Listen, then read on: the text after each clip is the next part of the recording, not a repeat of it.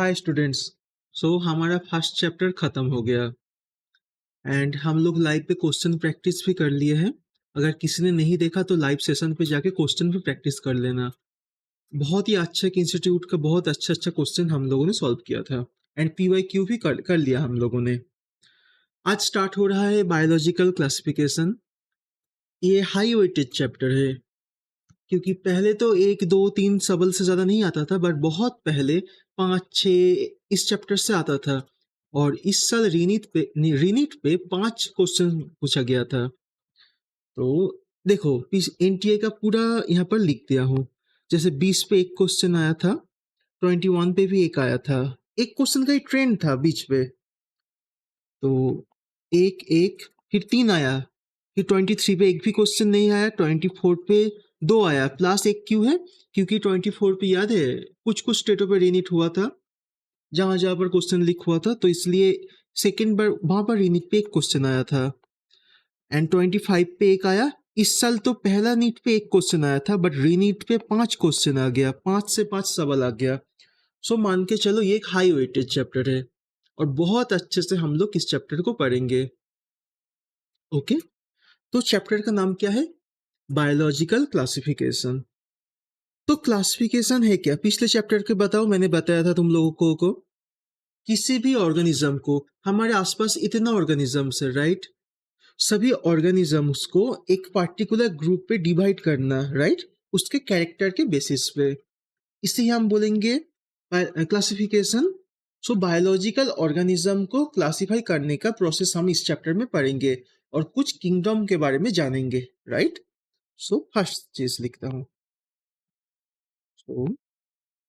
पिछले चैप्टर का बता रहा हूँ अभी भी, ये पढ़ा था पिछले चैप्टर में, तो इस चैप्टर में डिटेल पे पढ़ेंगे। A process to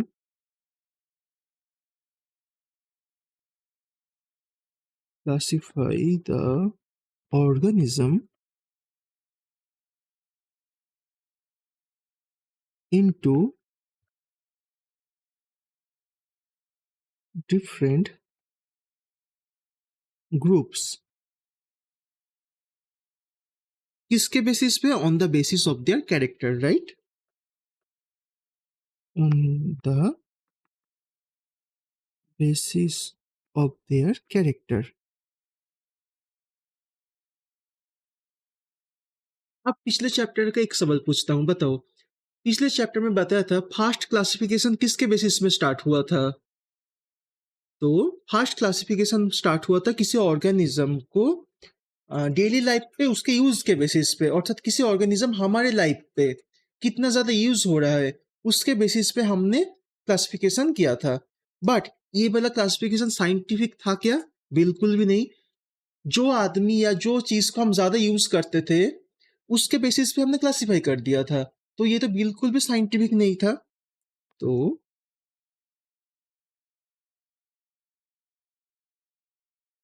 earliest classification किसके बेसिस पे था? On the basis of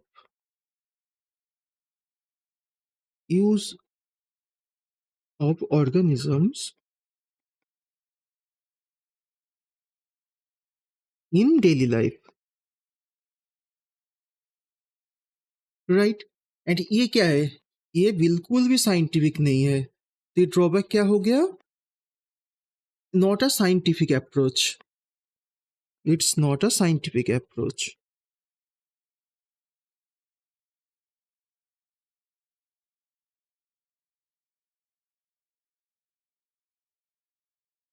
right? चलो, अब साइंटिफिक अप्रोच की तरफ जाएंगे हम लोग, और यहाँ से चैप्टर स्टार्ट हो रहा है हमारा इनसेटी का लाइन। बट पहले बता देता हूँ इस चैप्टर में हम लोग क्या क्या पढ़ेंगे। आज पढ़ेंगे हम लोग किंगडम सिस्टम ऑफ क्लासिफिकेशन। जितने क्लासिफिकेशन आया हमारे एनसीईआरटी पे है, एंड कुछ क्लासिफिकेशन एनसीईआरटी पे नहीं है, बट सीक्वेंस के लिए मैं बताऊंगा। ओके, तो ये आज पढ़ेंगे टुडे।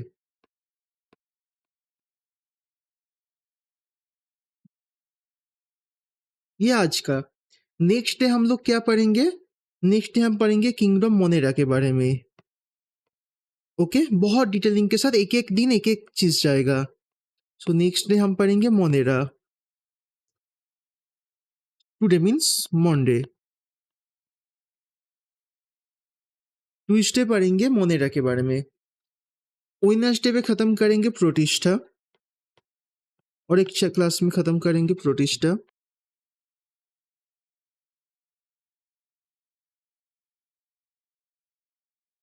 अब ये फंगी, उसके बाद हम खत्म करेंगे फंगी थर्सडे को।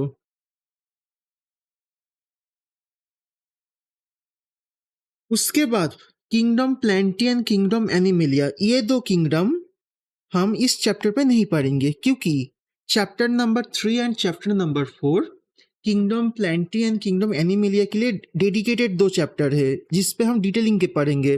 यहाँ पर ये दो चैप्टर में कुछ नहीं है इन दो किंगडम के बारे में। सो ये दो किंगडम हम पढ़ेंगे chapter number 3 and chapter number 4। Okay, ये बहुत ही बड़ा टॉपिक है, ये किंगडम एनिमिलिया बहुत बड़ा टॉपिक है, शायद 10-12 क्लास भी लग सकता है।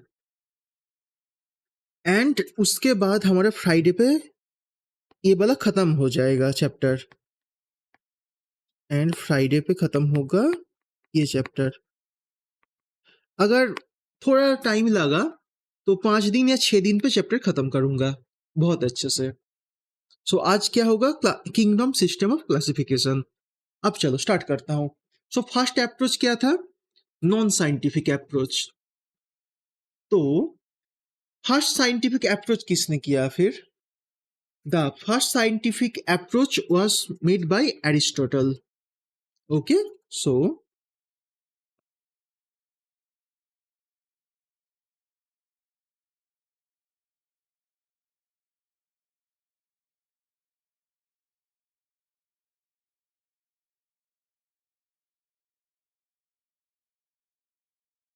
फर्स्ट साइंटिफिक अप्रोच किसने किया था, एरिस्टोटल ने किया था। किसके बेसिस में किया था, बेसिस ऑफ मॉर्फोलॉजिकल कैरेक्टर, किसी को देख के, आंखों से देख के कर दिया था। So Aristotle on the basis of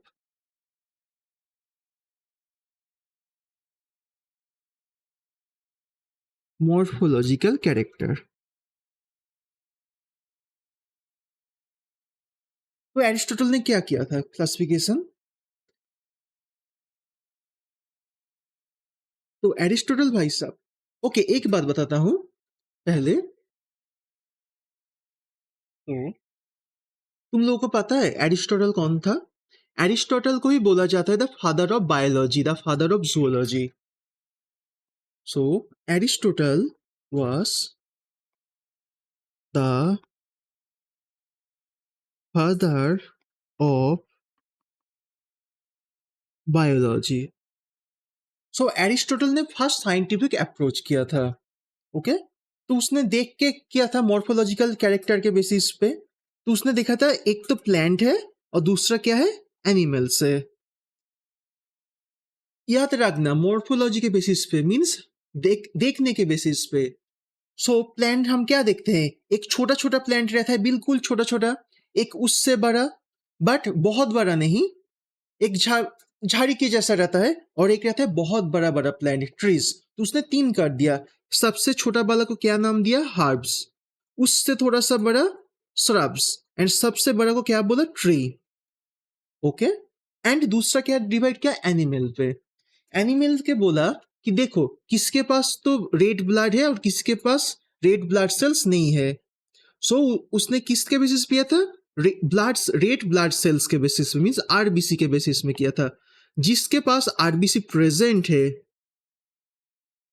उसको क्या नाम दिया, एनीमा, एंड जिसके पास आरबीसी प्रेजेंट नहीं है उसे क्या नाम दिया, एनीमा।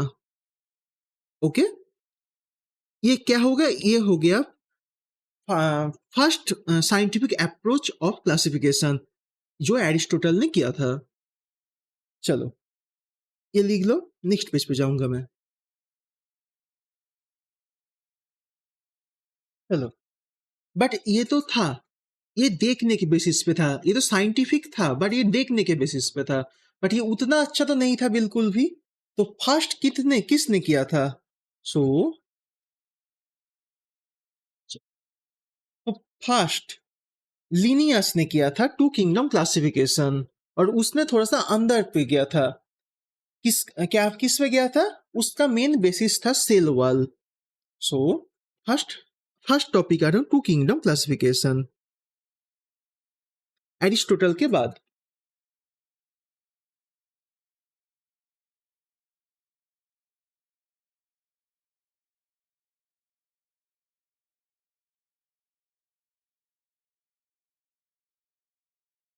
किसने किया था? लिनियस।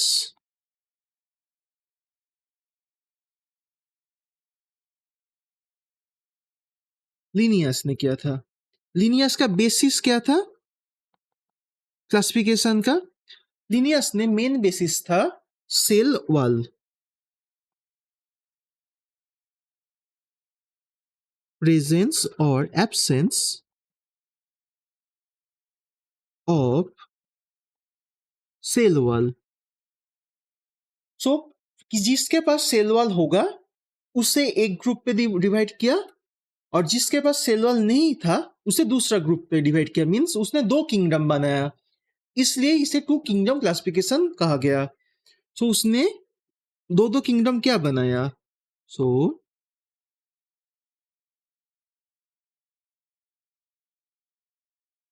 ऑर्गेनिजम्स को दो किंगडम पे डिवाइड किया।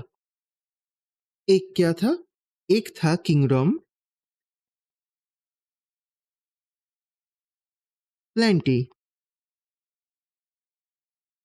एंड दूसरा क्या था? Kingdom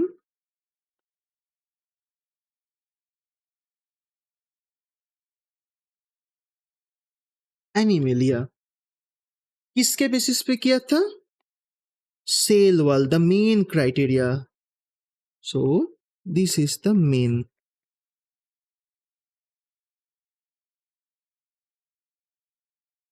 main criteria. तो उसने क्या बोला था?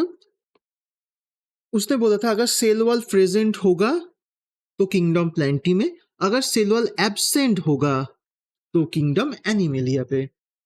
सो वैसे ही सिर्फ सेल वॉल के बेसिस पे था नहीं, उसके साथ और कुछ चीजें देखा था, जैसे locomotion, mode of nutrition, respond to external stimuli.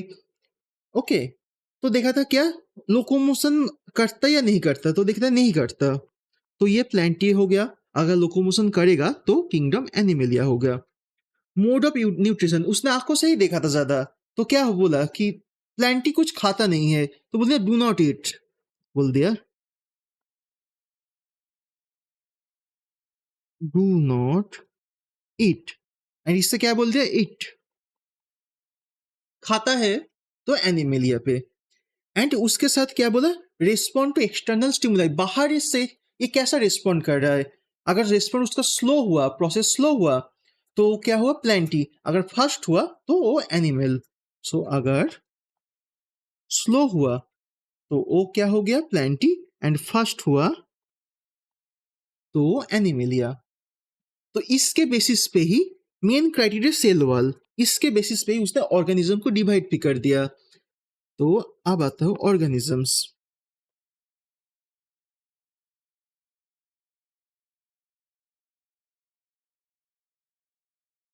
तो उसने क्या बोला? देखा कि बैक्टीरिया सेल वॉल प्रेजेंट रहता है तो इस पे डाल दिया। प्रोटोजोआ देखा सेल वॉल नहीं रहता तो वो एनिमिलिया पे डाल दिया।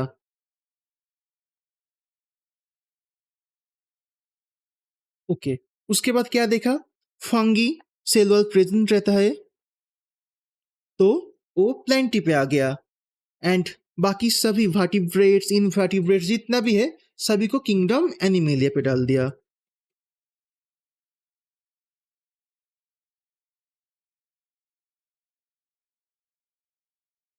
वर्टिब्रेट्स, इनवर्टिब्रेट्स सभी को कहां पर डाल दिया? एनिमेलिया पे। उसके साथ साथ क्या देखा? एल्गी, जिम्नोस्पर्म, सभी को सेल वॉल प्रेजेंट था, उसके बेसिस पे कहाँ पर डाल दिया? प्लेंटी में डाल दिया। अब ये क्या उतना भी अच्छा था? ये उतना भी अच्छा नहीं था, इसलिए तो आगे बहुत ज़्यादा इवॉल्व हुआ। तो यहाँ का ड्रॉबैक क्या-क्या था? तो ड्रॉबैक बताने के लिए कुछ चीज़ें मैं टर्म्स बता रहा हूँ। डिटेलिंग पे कर रहा हूँ तो मैं नहीं भी बता सकता, बट कुछ चीज़ें बता रहा हूँ पहले। तो क्या? पहला चीज़, तुम लोगों को पता है यूनिसेलुलर एंड मल्टीसेलुलर ऑर्गेनिज्म क्या होता है? यूनिसेलुलर पहले बता रहा हूँ। यूनिसेलुलर हम किसे बोलेंगे? अगर कोई ऑर्गेनिज्म एक ही सेल से बना हुआ है, मतलब एक ही सेल से वो फुल ऑर्गेनिज्म बन गया है, ऐसे ऑर्गेनिज्म को क्या बोलेंगे? यूनिसेलुलर। जैसे देखोगे एमीबा, सब बैक्टीरिया सब एक ही सेल से बना हुआ है। So the whole organisms made up of one cell, एक ही सेल से बना हुआ। जैसे example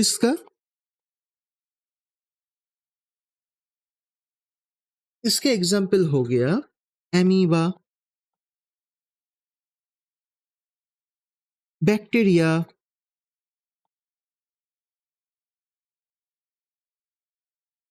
okay, east, okay. Amoeba क्या है? एमीबा एक वन टाइप ऑफ प्रोटोजोआ है, बाद में पढ़ोगे। Amoeba is one type of protozoa. Okay. Yeast क्या है? Yeast is the unicellular fungi. Yeast is one type. Fungi ज्यादा से ज्यादा मल्टीसेलुलर होता है। बता सकते हो all fungis are multicellular, but yeast is the only one fungi who is unicellular. Unicellular fungi, ये बाद में भी जानोगे, तो पहले थोड़ा सा दे दिया, बता दिया। एंड दूसरा क्या है? मल्टीसेलुलर, जैसे हम लोग, मतलब एक से ज्यादा सेल से बना हुआ है। Multicellular. So, like us, like us.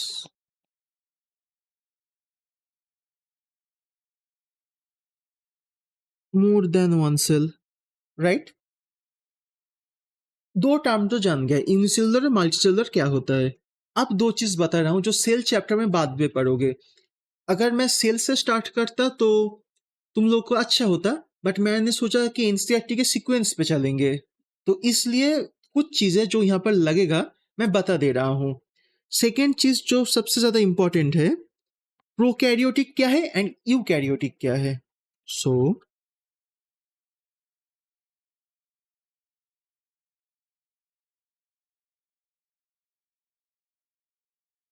Prokaryotic cell हम किसे बोलेंगे? तो ये ग्रीक वर्ड से आया है। तो प्रो एंड कैरियोटिक। प्रो का मतलब क्या है पता है? प्रिमिटिव या बिफोर। सो प्रो का मतलब है बिफोर, पहले। एंड कैरियोटिक किससे आया है? ये ग्रीक वर्ड कैरियन से आया है। सो कैरियोटिक आया है ग्रीक वर्ड कैरियन से। कैरियन का मतलब क्या है इंग्लिश में? न्यूक्लियस। अब बताओ, अभी के लिए सेल जानते हो, सेल के न्यूक्लियस या बीच में क्या रहता है? जेनेटिक मटेरियल रहता है, हम लोग को अभी के लिए सभी को पता है। Okay, so before the nucleus, so इसका मतलब क्या हो गया? Before a nucleus, before a nucleus. So क्या मतलब हुआ इसका? इसका मतलब हुआ जो प्रोकैरियोटिक सेल होगा उसके अंदर न्यूक्लियस प्रेजेंट नहीं होगा, न्यूक्लियस होने से पहले का सेल। सो इसके मतलब क्या हुआ? तो इसके अंदर क्या नहीं है? नो न्यूक्लियर मेम्ब्रेन, क्योंकि न्यूक्लियस ही नहीं है ना। न्यूक्लियर न्यूक्लियर मेम्ब्रेन होगा तभी तो न्यूक्लियस तैयार होगा, उसके अंदर जेनेटिक मटेरियल रहेगा। So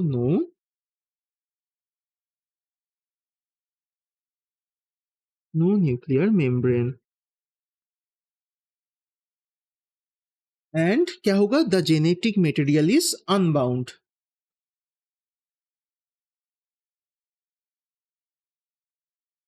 the genetic material is unbound and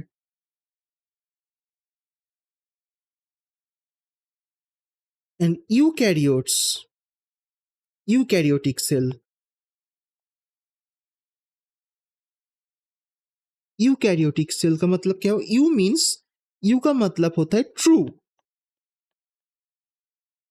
true, सच्ची, जो सच्ची है।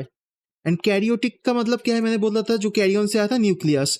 सो इसका मीन्स क्या हो गया? True nucleus. True nucleus means जिसके पास सच्चा न्यूक्लियस है, ट्रू न्यूक्लियस। सो अगर ये सेल होगा तो इसके अंदर क्या होगा? न्यूक्लियस। एंड न्यूक्लियस के अंदर क्या होगा? Genetic material. सो क्या हो गया? Genetic material is bound with nuclear membrane. Genetic material is bound with nuclear membrane. Okay, unicellular, multicellular and यहाँ पर प्रोकैरियोट्स एंड यूकैरियोट्स दोनों के बीच का अंतर सब कुछ पता चला। और दो टर्म समझाऊंगा, पहले ये पेज को लिख लो, उसके बाद फिर से टू किंगडम पे आएंगे। अभी भी टू किंगडम खत्म नहीं हुआ, उसका ड्रॉबैक्स बताने के लिए मैंने कुछ टर्म बताया, पहले लिख लो पहले। चलो, आप दो पॉइंट है, एक है फोटोसिंथेटिक एंड दूसरा non photosynthetic. So photosynthetic,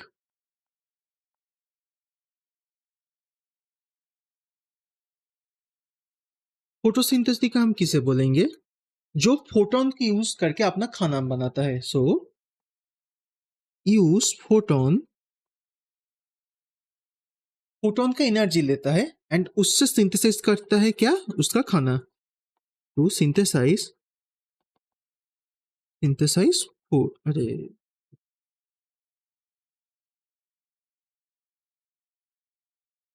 to synthesise food. Okay, जैसे इसके एग्जाम्पल क्या है? इसके एग्जाम्पल है प्लांट्स। प्लांट्स का जितना भी है किंगडम प्लेंटी पे आता है, सभी नहीं, जैसे जिम्नोस्पर्म, एंजियोस्पर्म, एल ब्लू ग्रीन एल्गी। ओके, ऐसे gymnosperm, angiosperm, BGA means blue green algae. And non photosynthetic कौन है?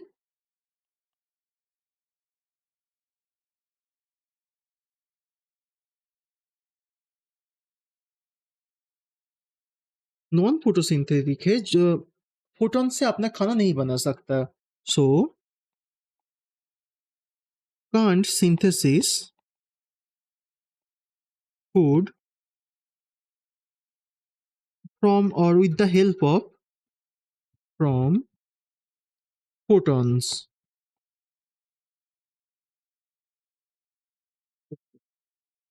समझ गए? फोटोसिंथेसिस एंड नॉन फोटोसिंथेसिस कौन है? जो फोटोन की यूज से खाना बना सकता है वो फोटोसिंथेसिस, और जो फोटोन की यूज से खाना नहीं बना सकता वो नॉन फोटोसिंथेसिस। तो ये कैसे बनाता है, ये सेल चैप्टर बहुत अच्छे से पढ़ेंगे। क्या क्या पिगमेंट चाहिए होता है, कैसे खाना बनता है, कहाँ पर खाना बनता है, सब कुछ हम पढ़ेंगे। ओके, फोटोन के बारे में जानते हो ना? फोटोन क्या है? सो फोटोन पहले बताता हूँ। देखो, कोई भी एनर्जी आता है या छोड़ता है किसी भी रेडिएशन का, वो छोड़ेगा या एब्जॉर्ब करेगा, वो एक फॉर्म या पैकेट के फॉर्म पे होता है, जिसे एनर्जी का एक एनर्जी का पैकेट के फॉर्म पे होता है, राइट? जिसे हम क्या बोलते हैं? क्वांटा। तो ये थोड़ा केमिस्ट्री का या फिजिक्स कुछ बता रहा हूं। तो रेडिएशन, रेडिएशन emits, तुम लोग शायद एटॉमिक स्ट्रक्चर पे पढ़ोगे, emits और absorbs are in the form of small packets of energy, जिसे हम क्या बोलते हैं नॉर्मली, कॉमनली जिसे हम बोलते हैं क्वांटा, कॉल्ड क्वांटा। एंड यही अगर रेडिएशन या यही एनर्जी अगर लाइट के सोर्स से आ रहा है या लाइट से आ रहा है, उसे हम क्या बोलेंगे, फोटोन बोलेंगे। सो ऐसे स्मॉल पैकेट ऑफ, एक स्पेसिफिक पैकेट ऑफ एनर्जी निकलता है। ओके, ये किसी भी चीज का दो नेचर होता है, एक वेव नेचर और एक पार्टिकल नेचर। बाद में जाके पढ़ोगे, किसी के लिए वेव नेचर डोमिनेटिंग होता है, किसी के लिए पार्टिकल नेचर डोमिनेटिंग होता है। ओके, जैसे मैटर्स के लिए ज्यादा डोमिनेटिंग क्या है, जैसे तुम्हारे अंदर फोन है, सब कुछ है, मैटर्स के लिए डोमिनेटिंग नेचर कौन है, पार्टिकल नेचर। एंड लाइट के लिए वेव नेचर, तुम 12th पे जाके पढ़ोगे, वेव नेचर ऑफ लाइट। तो वैसे ही लाइट के लिए और भी एक नेचर है जो पार्टिकल नेचर है, और ये पार्टिकल नेचर पे आता है। एक स्पेसिफिक पार्टिकल नेचर पे क्या आता है, लाइट का जो एनर्जी आता है वो एक स्मॉल पैकेट के अंदर आता है, स्मॉल पैकेट। तो उसे हम क्या बोलते हैं, for light the small packet of energy is called photon. Okay, means ऐसे ऐसे ऐसे ऐसे छोटा छोटा छोटा छोटा छोटा छोटा पैकेट के फॉर्म पे आएगा। ओके, इसे हम क्या बोलेंगे, फोटॉन्स, फोटॉन। वहां पर तुम लोग पढ़ोगे एक इक्वेशन भी है, फोटोन का किसी लाइट से आता हुआ फोटोन का एनर्जी उस लाइट का फ्रीक्वेंसी के साथ वेरी, जैसे फ्रीक्वेंसी के साथ क्या बोलते हैं उससे को, मीन्स फ्रीक्वेंसी प्रोपोर्शन है। मीन्स किसी भी लाइट से समझो, कोई भी लाइट का एनर्जी बहुत मतलब लाइट का जो फ्रीक्वेंसी चेंज होता है, राइट। तो जैसे यूवी रेस का एक अलग फ्रीक्वेंसी रहता है, विजिबल रेस का अलग फ्रीक्वेंसी रहता है, इंफ्रारेड का अलग फ्रीक्वेंसी का वेव रहता है, राइट। सो एनर्जी किसके साथ, फ्रीक्वेंसी के साथ रहता है। जितना ज्यादा फ्रीक्वेंसी का लाइट आएगा उतना ज्यादा एनर्जी आएगा। और ये किसने दिया था, प्लैंक्स ने दिया था। तो इसलिए प्लैंक्स ने क्या दिया था, equal to H F. H क्या है, प्लैंक्स कांस्टेंट।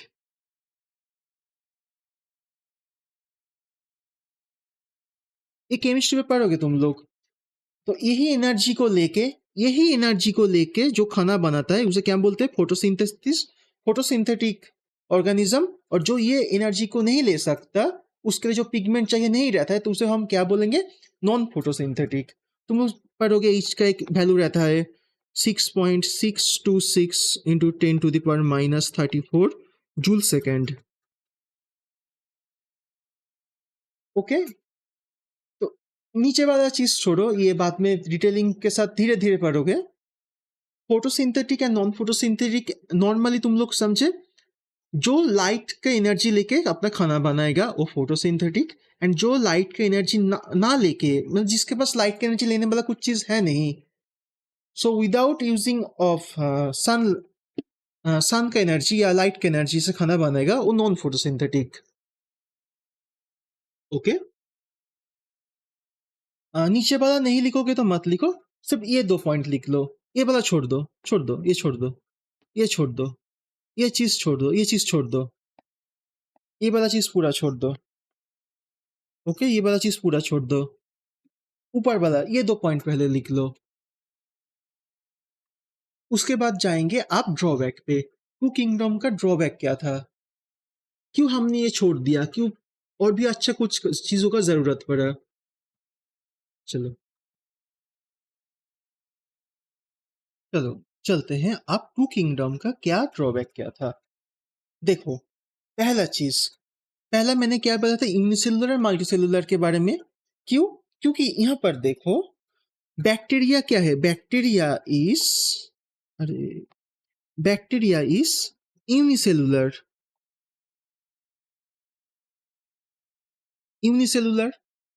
एंड फंगी, मैंने बोला फंगी 90% ये सभी सोच सकते हो मल्टीसेलुलर है, कुछ एक्सेप्शन है जैसे ईस्ट। सो ये क्या है? मल्टीसेलुलर। सो पहला ड्रॉबैक क्या हो गया? लिनियस का जो ये क्लासिफिकेशन था इस पे यूनिसेलुलर एंड मल्टीसेलुलर ग्रुप पे डिवाइड नहीं था, ये मिक्स हो गया था। सो can't distinguish between unicellular and multicellular organism, ये फर्स्ट ड्रॉबैक हो गया। सेकेंड ड्रॉबैक क्या आ गया? बैक्टीरिया क्या है? प्रोकैरियोटिक सेल है। बैक्टीरिया प्रोकैरियोटिक सेल है एंड फंगी क्या है? Eukaryotic cell. सो एक ही साइड को देखो, एक साइड से तुम ज्यादा अच्छा समझोगे। तो यहां पर भी क्या हो, एक ही ग्रुप पे आ गया, प्रोकैरियोट भी जिस ग्रुप पे है उसी ग्रुप पे यूकैरियोटिक पे भी है। ये भी एक ड्रॉबैक है, ये भी तो अलग नहीं कर पाया ये वाला क्लासिफिकेशन पे, जहां पर प्रोकैरियोट है वहां पर यूकैरियोट भी आ गया। सो ये दूसरा ड्रॉबैक हो गया। और तीसरा ड्रॉबैक क्या है? जैसे तीसरा ड्रॉबैक है फंगी। फंगी खुद का खाना खुद नहीं कर सकता, जो ये रेट पे ले लेता हूं, नहीं चलो ग्रीन ये वाला ले लेता हूं। तो ये क्या हो गया? Non photosynthetic organism and blue green algae या बोलो या ग्रीन एल्गी बोलो या जिम्नोस्पर्म, ये सब क्या है? खुद का खाना खुद बना सकता है, तो ये क्या हो गया? फोटोसिंथेटिक। तो फिर से क्या देखा गया? नॉन फोटोसिंथेटिक एंड फोटोसिंथेटिक का दोनों के बीच में डिफरेंस नहीं कर पाया। तो ये मेनली ये तीन इसका क्या हो गया? ड्रॉबैक हो गया। चलो लिख देता हूँ ये तीन ड्रॉबैक, बीच पे एक पेज ऐड कर देता हूँ, रुको।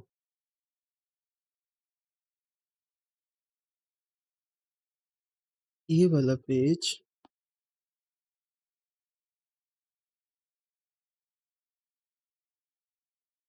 यहाँ पर ऐड कर देता हूँ।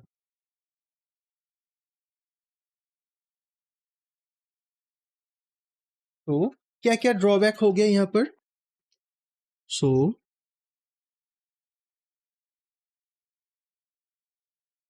The two kingdom classification, short पे लिखा, can not distinguished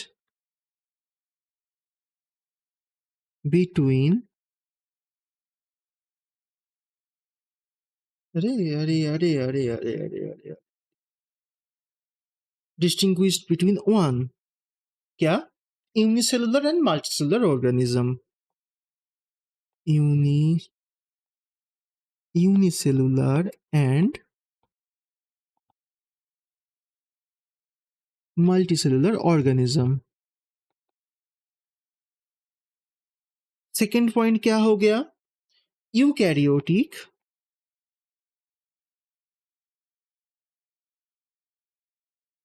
eukaryotes and prokaryotes. And the third one क्या हो गया? फोटोसिंथेटिक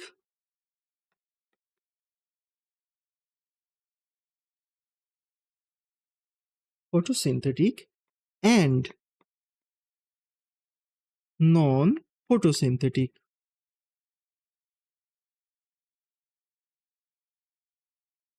इन तीन चीजों के बारे में डिस्टिंग्विश नहीं कर पाया, या डिफरेंट नहीं कर पाया, तो इसलिए ये किंगडम भी ड्रॉप हो गया। इसके बाद क्या आया मैं बता रहा हूं, पहले लिख लो। चलो, ये drawback of two kingdom classification.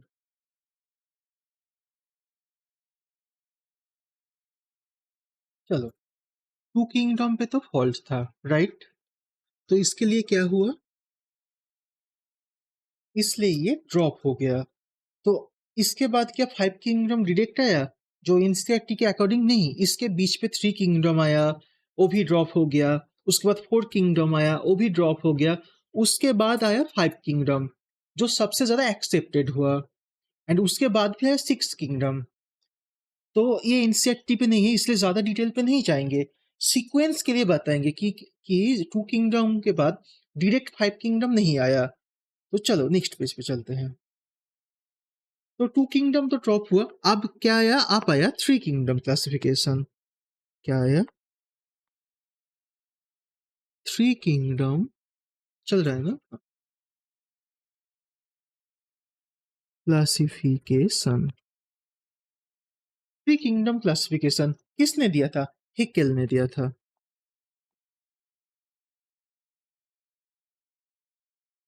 Haeckel ने दिया था। हिकेल ने जो जो नया इंट्रोड्यूस किया किंगडम, वो क्या था? प्रोटिस्टा था। पहले से तो 2 किंगडम था। क्या-क्या? प्लेंटी था एंड लिनियस का दिया हुआ एनिमेलिया था।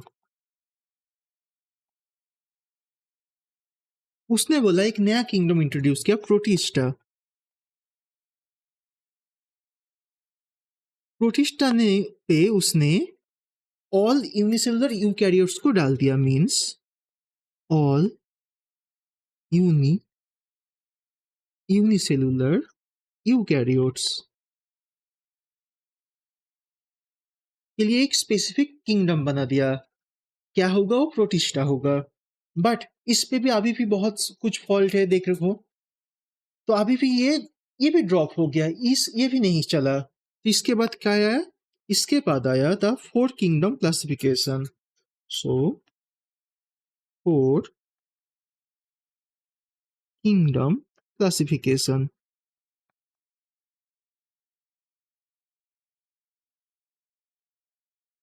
4 किंगडम क्लासिफिकेशन आया।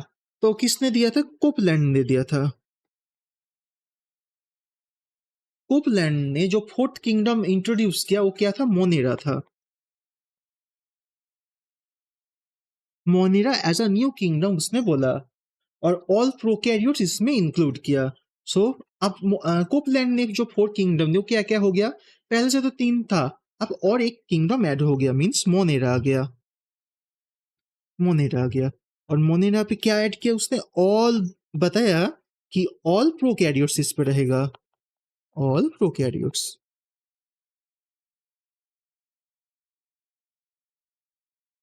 उसने बोला ऑल प्रोकैरियोट्स इस पे रहेगा। तो बाकी क्या था जो 3 किंगडम पे था? वो 3 आ गया यहाँ पर। प्रोटिस्टा आ गया, प्लेंटी आ गया। सीक्वेंस देखो कैसे कैसे एक एक आ रहा है किंगडम। उसके बाद आया एनिमेलिया। यहाँ पर ये समझा रहा हूँ इसलिए क्योंकि अगर कोई पूछे प्रोटिस्टा एज अ किंगडम पहले इंट्रोड्यूस हुआ या मोनेरा, क्योंकि डायरेक्ट 5 किंगडम पे फर्स्ट किंगडम है मोनेरा, सभी को लगता है मोनेरा पहले आया। नहीं, पहले प्रोटिस्टा आया, उसके बाद मोनेरा आया, एंड उसके बाद व्हिटेकर ने जो दिया था वो क्या था? वो फंगी था। तो ऑल प्रोकैरियोट्स इस पे आ गया। अब आते हैं जो सबसे ज्यादा इस चैप्टर में पढ़ेंगे, 5 किंगडम के बारे में। सो नेक्स्ट आया the 5 kingdom classification.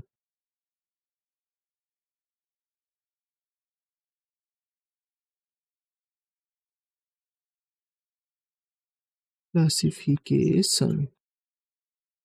So 5 kingdom classification किसने दिया था? आर एच व्हिटेकर ने। R H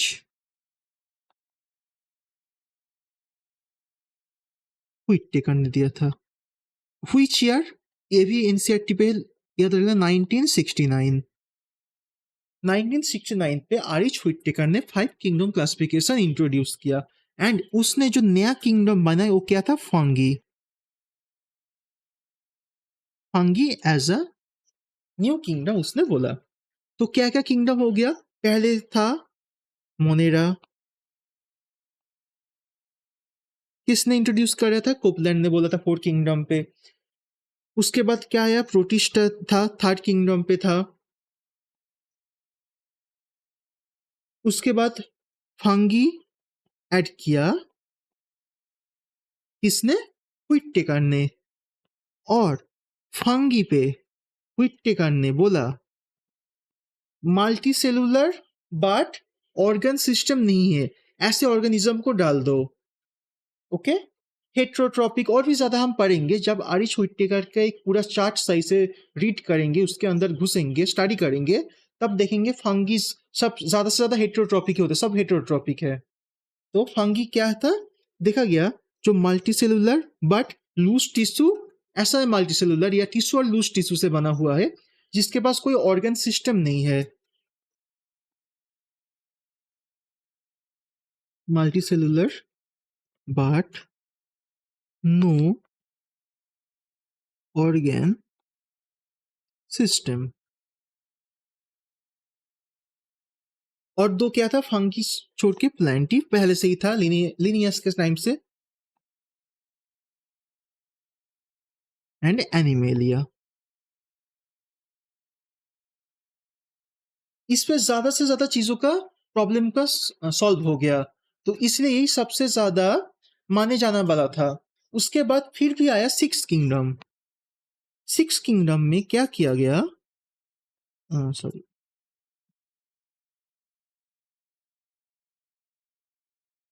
six kingdom classification.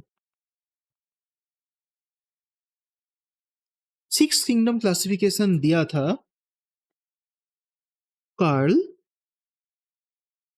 उसने। कार्ल उसने बोला था जो मोनेरा किंगडम है, मोनेरा को उसने दो पे डिवाइड कर दिया। ओके, एक बोला यू बैक्टीरिया और एक बोला आर्की बैक्टीरिया।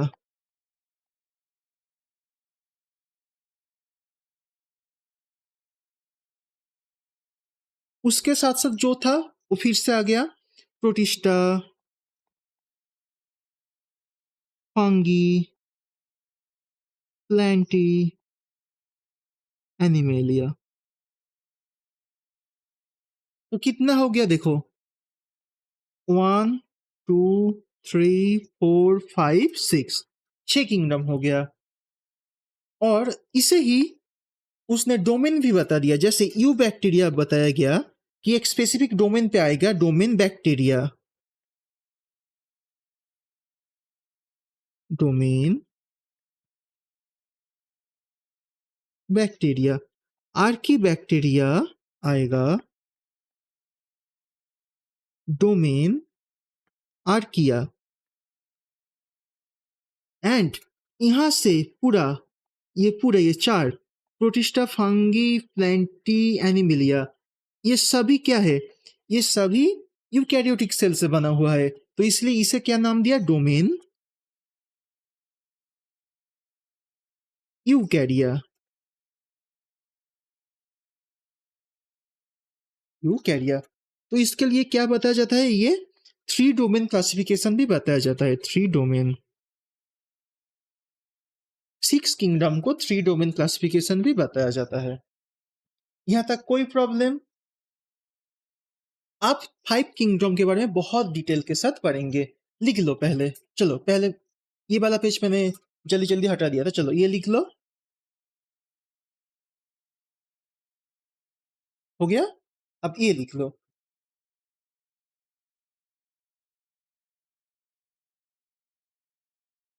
चलो आप आरिच हुइट्टेकर का 5 किंगडम के बारे में चलते हैं। ओके, चलो देखो कितने अच्छे से खेला इसने। फर्स्ट देखो इसने क्या बोला, आरिच हुइट्टेकर ने कौन कौन सा लिया था? सेल का टाइप देखा था, सेल वॉल देखा था, न्यूक्लियर मेम्ब्रेन देखा था, बॉडी ऑर्गेनाइजेशन देखा था, एंड मोड ऑफ न्यूट्रिशन।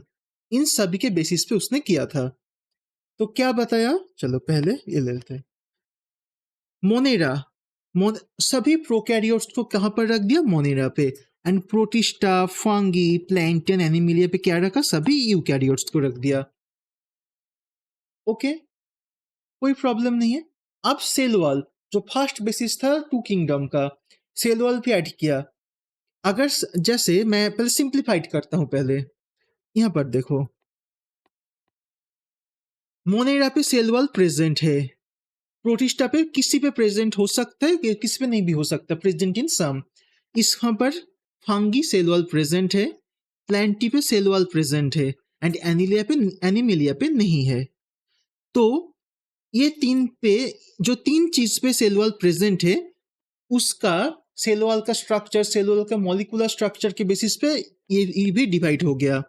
जैसे देखो अब यहाँ पर लिखता हूँ, मोनेरा, मोनेरा का सेल वॉल नॉन सेलुलोजिक है। जैसे प्लेंटी, प्लेंटी का सेल वॉल किससे बना हुआ है? सेलुलोज से बना हुआ है। उसके साथ-साथ क्या-क्या है? उसके साथ-साथ है पेक्टिन से बना हुआ है। उसके साथ हेमीसेलुलोज रहता है।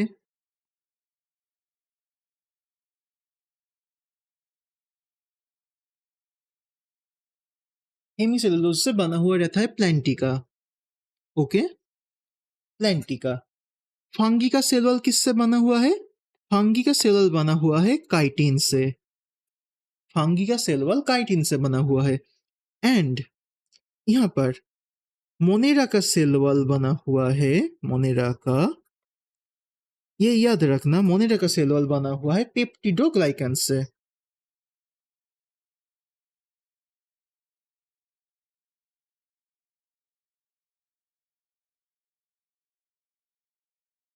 पेप्टिडोग्लाइकन से। ये पेप्टिडोग्लाइकन को और क्या बोला जाता है? म्यूकोपेप्टाइड। म्यूको म्यूकोपेप्टिड और म्यूरिन।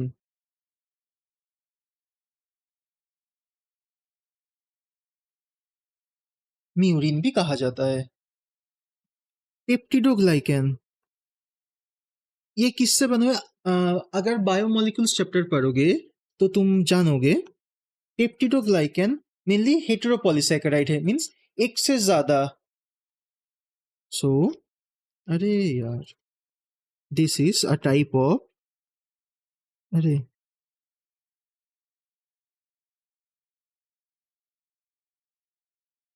हेटेरो, पेन का प्रॉब्लम हो रहा है।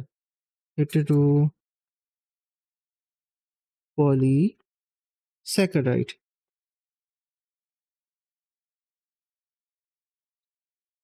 हेटेरोपॉलीसैकेराइड्स मींस एक से ज्यादा किस किस से बना हुआ है? एक बना हुआ है NAM प्लस NAG, नाम और नाग से, और दोनों का बीच में एक बॉन्ड रहता है जिसे हम क्या कहते हैं? Glycosidic bond. वो दोनों का बीच में ग्लाइकोसिडिक बॉन्ड रहता है। नाम क्या है? N acetyl muramic acid and N acetyl glucosamine. Okay, लिख देता हूँ, रुको। नाम क्या है? नहीं नहीं, अनदर पेन लेना पड़ेगा। नाम क्या है? एन एसिटाइल, अरे न्यूमेरिक एसिड एंड नाग क्या है? नाग है इन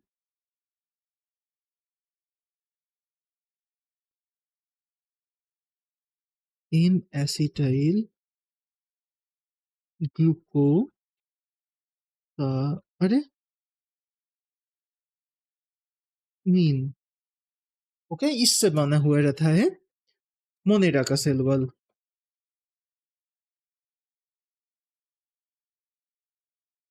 ये मत सोचने एक्स्ट्रा है, ये जब बायोमोलिक्यूल्स पढ़ोगे वहां पर तुम्हें आ जाएगा। ओके, तो किसके किसके बेसिस पे हुआ? सेल सेल टाइप हो गया। ओके, सेल वॉल हो गया। सेल वॉल मोनेरा के बेसिस पे किसके साथ था? पेप्टिडोग्लाइकन। प्रोटिस्टा पे हो भी सकता है, नहीं भी हो सकता। फंगी पे रहता है काइटिन का। प्लांटी पे रहता है सेलुलोज का, एंड एनिमिलिया पे नहीं रहता। अब बेसिस क्या लिया? Nuclear membrane. Nuclear membrane absent obviously. Prokaryote है तो न्यूक्लियर मेम्ब्रेन नहीं रहेगा। एब्सेंट एंड यूकैरियोट है मींस प्रेजेंट प्रेजेंट प्रेजेंट। ये बताया था डिटेल पे प्रोकैरियोट एंड यूकैरियोट का डिफरेंस में बताया था मैंने थोड़ी देर पहले। ओके, अब देखो, अगर ये यूनिसेलुलर है, मोनेरा क्या है? ऑल यूनिसेलुलर्स, मीन्स मोनेरा पे कौन कौन आ गया? Unicellular prokaryotes in Monera, unicellular eukaryotes in protista, and multicellular eukaryotes means they all are multicellular, means loose tissue fungi पे, tissue and organ system रहेगा तो plantae and animalia पे. Okay, and the final one, mode of nutrition. Monera पे ज्यादा से ज्यादा heterotrophic है maximum, और कुछ ऑटोट्रोपिक है. प्रोटिस्टा पे ऑटोट्रोपिक ज्यादा है, हेट्रोट्रोपिक थोड़ा सा कम है. Fungi all are heterotrophic. Plantae पे ज्यादा से ज्यादा ऑल आर फोटोट्रोपिक, कुछ एक्सेप्शन रहता है. एंड एनिमिलिया पे हेट्रोट्रोपिक, कुछ होलोजोइक, सेप्रोफिटिक रहता है. ओके, ये जो मोड ऑफ न्यूट्रिशन है होलोजोइक, सेप्रोफिटिक, ये मैं मोनेरा पे डिटेल पे समझाऊंगा. किंगडम मोनेरा पे मैं मोड ऑफ न्यूट्रिशन बहुत अच्छे से समझाऊंगा एक चार्ट के थ्रू पे, तो इसलिए यहाँ पर अभी नहीं बता रहा हूँ.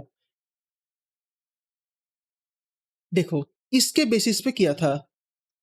अभी देखो चार्ट तो हमने देख लिया. अब सिंपली बता रहा हूं, अगर यूनिसेलुलर प्रोकैरियोट है तो मोनेरा पे आ गया, यूनिसेलुलर यूकैरियोट है तो प्रोटिस्टा पे आ गया, multicellular eukaryote but loose tissue से बना हुआ है तो फंगी पे आ गया, plantae autotrophic multicellular eukaryote fungi पे, and heterotrophic multicellular eukaryote animalia पे आ गया. समझ गए 5 किंगडम के बारे में? अभी तक कोई प्रॉब्लम?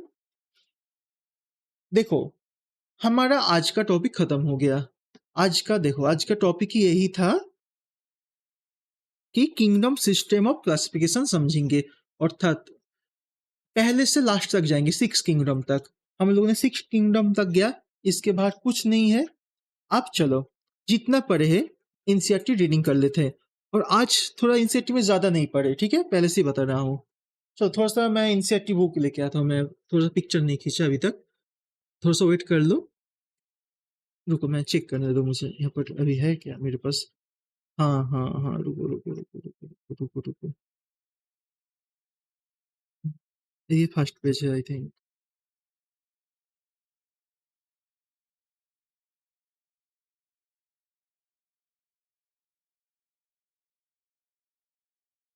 ओके,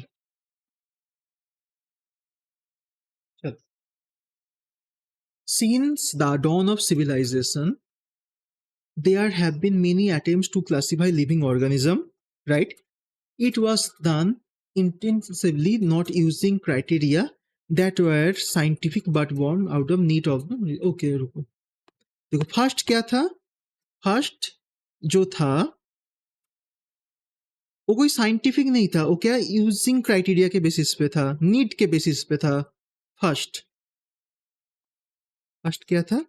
फर्स्ट क्या था? नीड के बेसिस पे. सेकेंड, फर्स्ट साइंटिफिक किसने किया था? The Aristotle was the earliest attempt to scientific basis of classification. उसने क्या किया था याद करो? प्लांटी एनिमलिया, सॉरी प्लांटी नहीं, प्लांट और एनिमल्स. प्लांट्स को उसने क्या किया था? 3 पे डिवाइड किया था, ट्रीज, हर्ब्स, हर्ब्स, एंड एनिमली को 2, जिसके बाद आरबीसी रहता है एक, और जिसके बाद आरबीसी नहीं रहता है दूसरा, मीन्स एनिमा एंड इनिमा. उसके बाद ये ड्रॉप हो गया. उसके बाद क्या आया? उसके बाद आया 2 किंगडम. किसका? लिनियस का. लिनियस ने क्या किया था? 2 किंगडम प्लांटियन एनिमिलिया को किया था. अब बताओ किसके बेसिस पे किया था? मेन क्राइटेरिया क्या था? Cell wall. सेल वॉल के बेसिस पे किया था. ओके, अब सुनो, जो सेल वॉल के बेसिस पे किया था उसके साथ साथ और भी कुछ था, याद करो. जो मेन सेल वॉल था उसके साथ लोकोमोशन था, मोड ऑफ न्यूट्रिशन था, रिस्पॉन्स टू एक्सटर्नल स्टिमुलाई था, ये सब भी देखा था. बट इसका जो मेन ड्रॉबैक क्या था? Can't distinguish between eukaryotic and prokaryotic. ये क्या होगा? ये ड्रॉबैक नंबर 1 हो गया. दूसरा, यूनिसेलुलर मल्टीसेलुलर ऑर्गेनिज्म, ये ड्रॉबैक नंबर 2 हो गया. And third one is photosynthetic and non photosynthetic organism, ये ड्रॉबैक नंबर 3 हो गया. इसके लिए ये ड्रॉप हो गया। ओके, उसके बाद ये बस छोड़ दिया। Third kingdom and fourth kingdom में बारे में नहीं बताया। Classification organisms. उसके बाद नेक्स्ट पेज पे क्या आ गया? Five kingdom classification. चलो।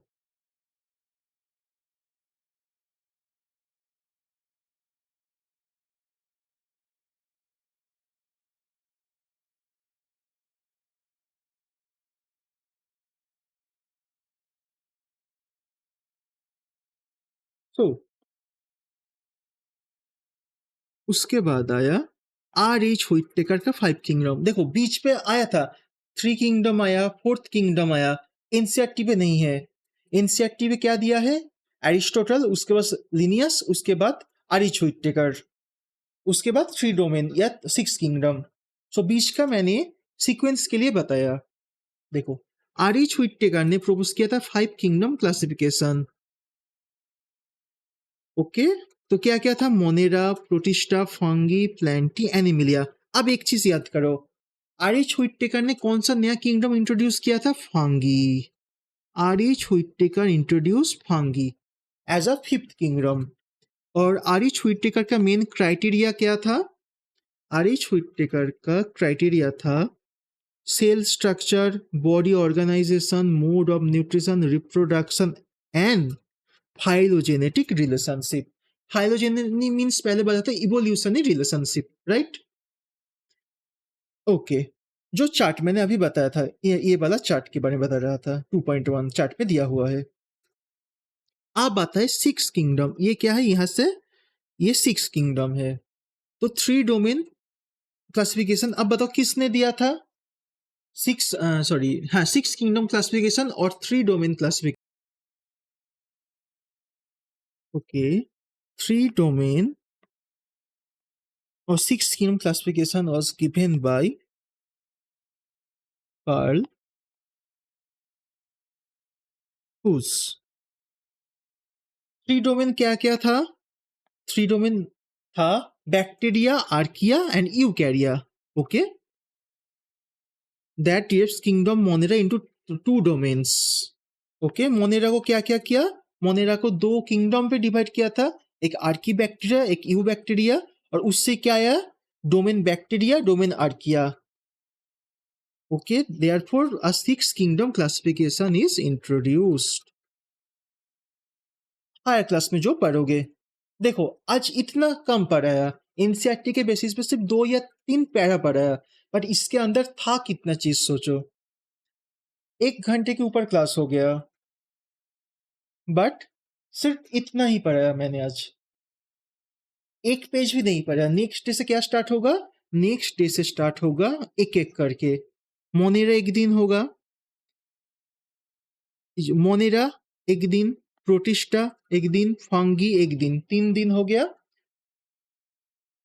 एंड एक दिन लास्ट आएगा जो वायरस, वायरॉइड्स, इसके बारे में पढ़ेंगे। ओके, चार्ट डेट पे। देखो आज इसलिए मैं बता रहा था कि आज शायद एनसीईआरटी ना भी रीडिंग कर रहा हूँ, क्योंकि आज उतना एनसीईआरटी के बेसिस पे नहीं हुआ। अब जो चीज मैं बता रहा हूँ, एक चीज रुको, पीवाईक्यू बता रहा हूँ दो। आई थिंक इस साल ही आया है रीनीट पे, फाइव किंगडम का जो ये बेसिस था। ये बेसिस किसके बेसिस पे हुआ था? यहाँ से डायरेक्ट क्वेश्चन आया है, the basis of five kingdom या आर एच हुइटेकर का क्लासिफिकेशन। ये आया था पी वाई क्यू 2026 रीनीट। और ये वाला, ये जो चार्ट से ये तो बहुत क्वेश्चन आता है। 25 पे पी वाई क्यू आया था, एंड इस साल यहाँ से आया था मोनेरा का। मोनेरा सभी का, कौन प्रोकैरियोट है कौन यूकैरियोट है, इससे आया था 26 पे।